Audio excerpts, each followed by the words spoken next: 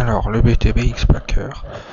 Donc, dans le premier onglet Xpack Name, on rentre le nom qu'on veut donner à notre Xpack. Puis on clique sur le bouton Create Empty Xpack.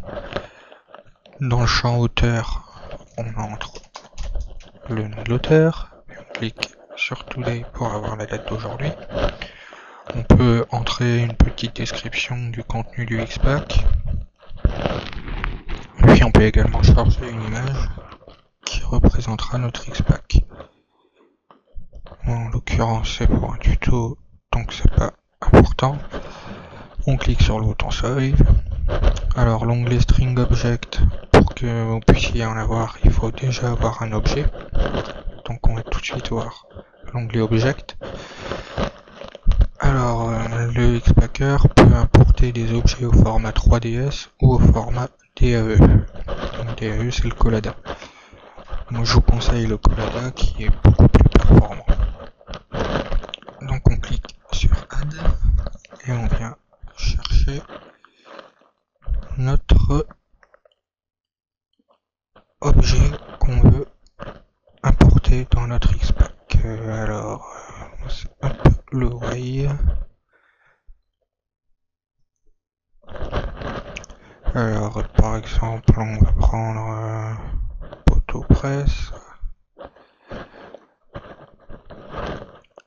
Voilà, donc là on a notre poteau, on peut lui attribuer des propriétés. Alors, est-ce qu'on peut rouler dessus? Est-ce qu'il y a une collision? Est-ce qu'il peut se déplacer? Si c'est un objet qui est visible ou non, donc c'est essentiellement pour les murs invisibles, ça c'est pas laisser cocher. Est-ce que l'objet va recevoir les ombres? Est-ce qu'il va recevoir la lumière? Est-ce qu'il est toujours rendu ou est-ce que on lui attribue des LOD? Quel type d'ombre il va recevoir?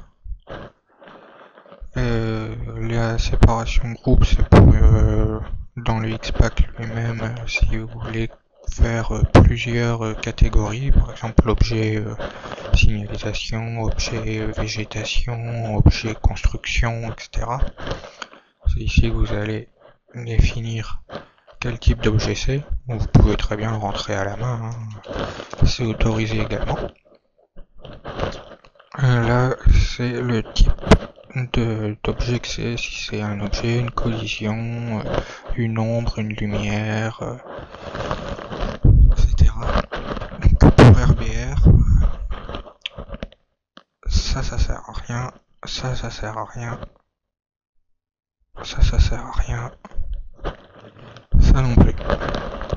Enfin, vous pouvez les laisser cocher, c'est tout aussi bien. Donc les load-in, load-out, normalement vous savez ce que c'est, je ne vais pas revenir dessus. Donc pour utiliser une collision, il faut définir sa largeur et sa hauteur. Alors pour savoir quelle largeur ça fait, il faut se placer dans Edit, et dans Edit vous avez ici la largeur et la hauteur. Alors par contre on ne peut pas régler la profondeur de la collision, donc il faut bien choisir quelle sera la largeur. Donc ici 0,79 sur 1m46, donc on vient rentrer, oui, 0,79 et en hauteur 1m46, donc on peut mettre un peu plus grand, ça lui fera pas de mal. Ensuite pour les ombres ça n'a pas d'importance. Vous pouvez charger une petite image qui représentera l'objet en question.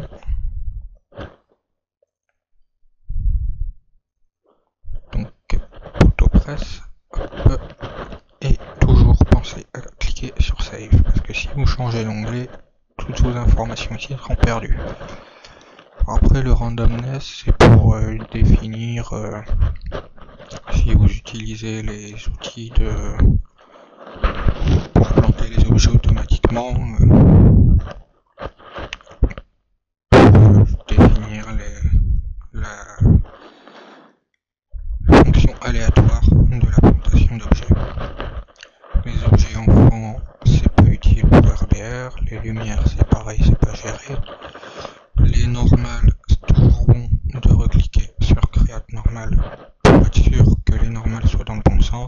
on reclique sur Save. Dans Edit, chose importante à faire, vérifiez ici cette information-là qui vous dit si l'objet est sur le sol ou si, par exemple là dans mon cas, il est 3 cm au-dessus du sol. Donc pour recentrer l'objet sur le sol, on clique sur Center Object on Ground et hop, mon objet est maintenant posé sur le sol. Vous pouvez également augmenter ou diminuer l'échelle de l'objet en modifiant cette valeur. Donc si vous mettez 2, ça va doubler sa taille. Si vous mettez 0,5, ça va le réduire de moitié. Alors, il y a une chose importante à savoir, c'est que le Xpacker va se servir du pivot de référence de votre objet pour définir sa position. Donc il faut être sûr que le pivot de l'objet se trouve bien à la base et qu'il ne se trouve pas en plein milieu de votre objet. S'il est en plein milieu de votre objet, il y aura la moitié qui sera en dessous du sol et l'autre moitié qui sera au-dessus. Ça, c'est à vous de savoir si votre 3D est correct et que votre pivot est bien placé. Dans Matériel, il vous dit, si vous cliquez, quel matériel, donc quelle texture utilise cet objet et les caractéristiques de cette technique, de cette texture, pardon. On va revenir dessus. Donc, une fois que vous avez bien tout fait, vous vérifiez que vous pouvez plus sauvegarder, c'est-à-dire que toutes vos modifications ont bien été enregistrées. Dans cross-section, c'est pour ajouter des formes de routes, des trous, des textures automatiquement. C'est pas très utile, mais enfin bon. Si jamais ça vous intéresse, on clique sur Add, on tape par exemple trou. Et là vous avez la forme de votre route avec ici ces valeurs là qui sont importantes de regarder en X. On voit que je suis à 0,50 et de l'autre côté pareil, moins 0,50. Donc ça fait que la route fait 1 mètre, ce qui est un peu petit. Donc on dézoome avec la molette. Puis on vient agrandir. Donc par exemple on va mettre 4 mètres. Donc 2 par ici, puis 2 par là.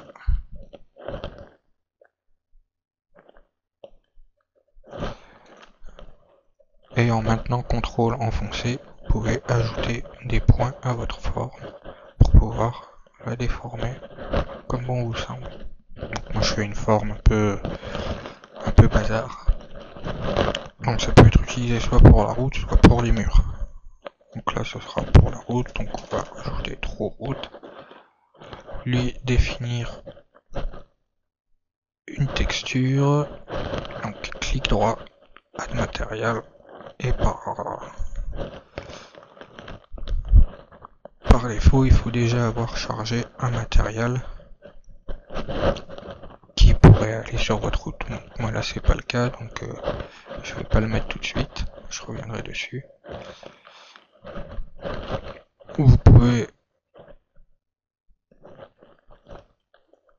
charger une image si vous en avez une, moi je n'en ai pas, donc je n'en charge pas.